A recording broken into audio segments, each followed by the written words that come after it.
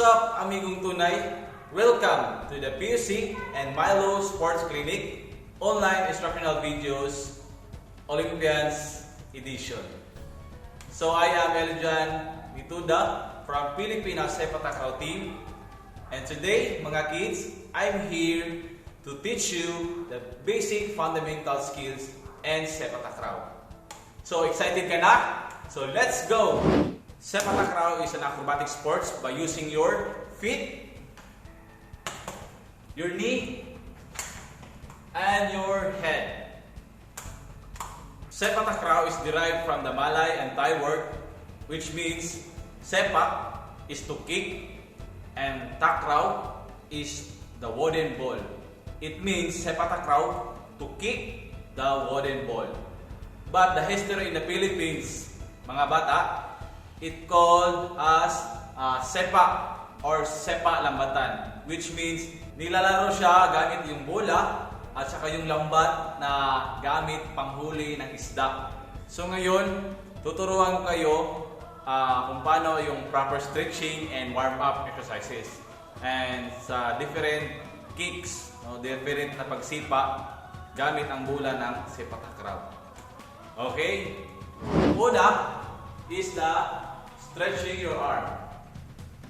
Pataas, okay? So, bilang 1, 2, 3, 4, 5. Okay? Sa side naman, 1, 2, 3, 4, 5. Side ulit, 1, 2, 3, 4, 5. Forward, 1, 2, 3, 4, 5.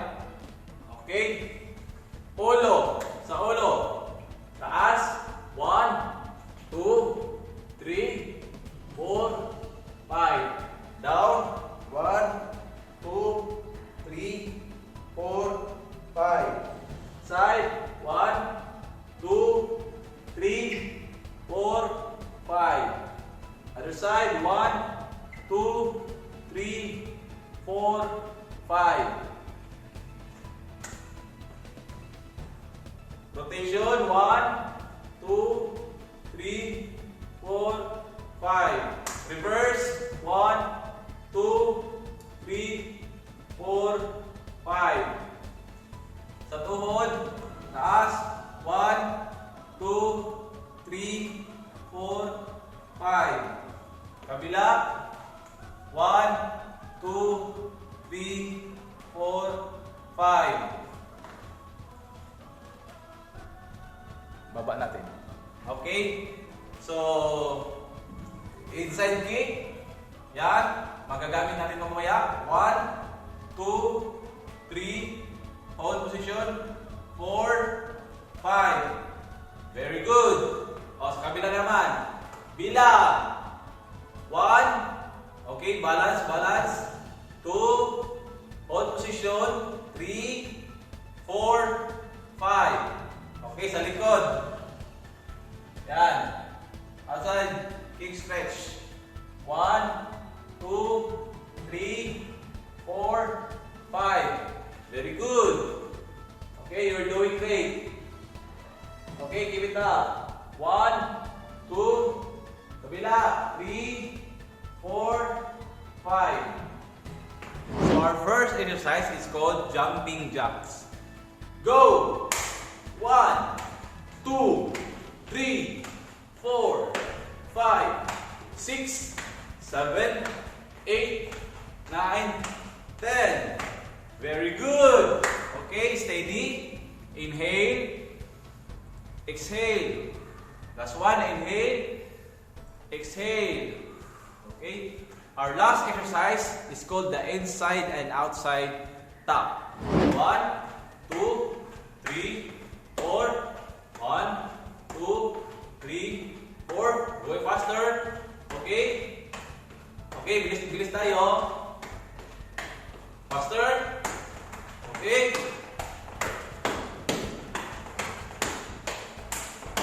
Ten counts. 1, 2, 3, 4, 5, 6, 7, 8, 9, 10. Okay. Very good.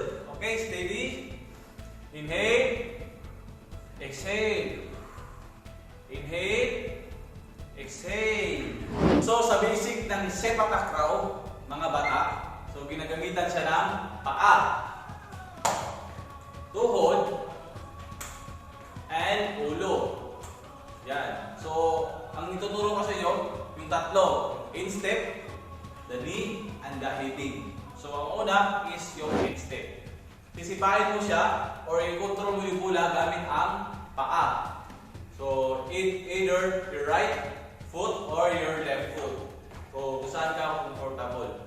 So sa pagsipa nun sa bola is dapat naka-center siya sa paa mo. Dito siya nakatama. So kung ikaw is bago ka pa lang, so kids, so you can do this. Just kick once. Yan, kick once and catch it. Yun lang. Okay? Let's go. So kick and catch. Okay? Kick and catch. So do you have a ball? So you can kick now. So kick as many as you can. So kung hindi ka pa makakuha ng marami, so ito yung gagawin mo. So kick and catch.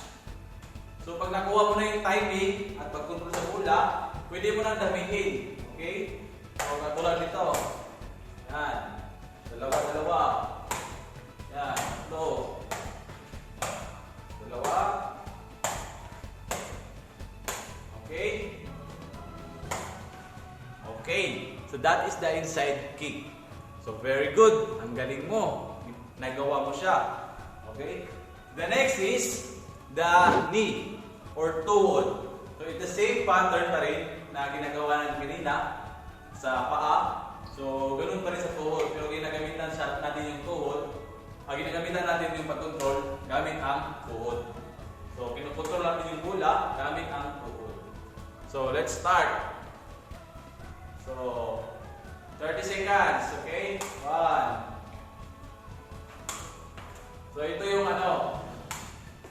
basic sa sepak takraw.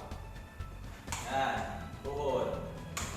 So pag makuha mo na yung ball control gamit yung tuhod, so magiging ganito yung resulta.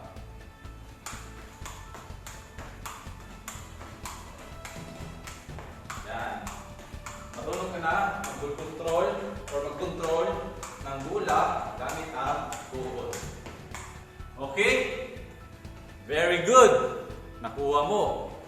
So our last basic is ginagamit siya ng ulo. Okay? So tanggalin muna natin ito. Isa sa part ng sepak takraw na gamitin yung ulo. And yun, nagagamit siya sa amin to defense, to stop the ball and to receive the ball. Okay? So ganito yung basic. So yan, catch it, kick, yan, control. Ang result niyan mga bata, ganito siya. So pag nakuha mo na yung control, yung timing ng bola gamit yung ulo mo. So ito. Yan. You control the ball using your head. Yan. So balance din yan. So, pasensya. Okay, yon. So parang football lang din siya, pero ang ginagamit natin dito is yung wooden ball or the sepak takraw ball. Okay?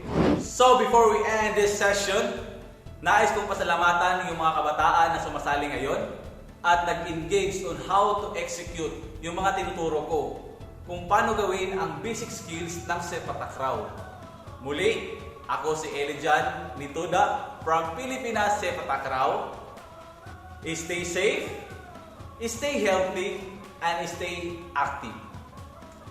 See you on our next session, mga bata. Bye-bye!